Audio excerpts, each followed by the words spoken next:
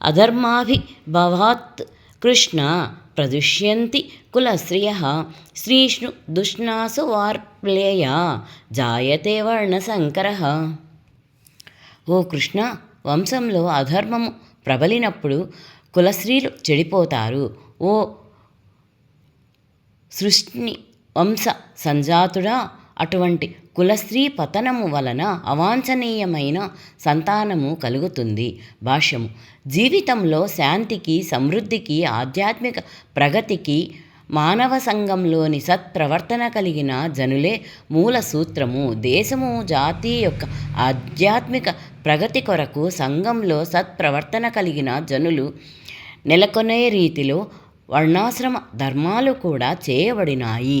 అటువంటి జన సముదాయము స్త్రీల పాతివ్రత్యము, ధర్మవర్తనము పైననే ఆధారపడి ఉంటుంది.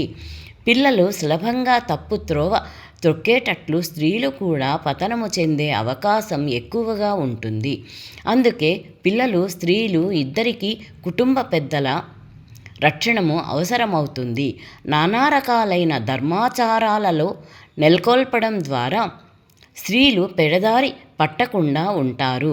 చాణక్య పండితుని అభిప్రాయాన్ని బట్టి స్త్రీలు సాధారణంగా తెలివిగలవారు కానందున నమ్మకము ఉంచదగిన వారు.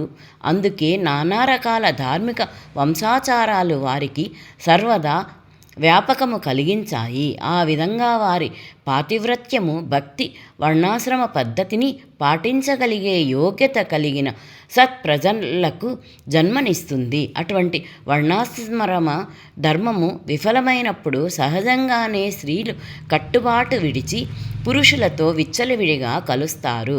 ఆ విధంగా అవాంఛిత జన బాహుళ్యము కలుగజేసు జారత్వము ప్రబలమవుతుంది.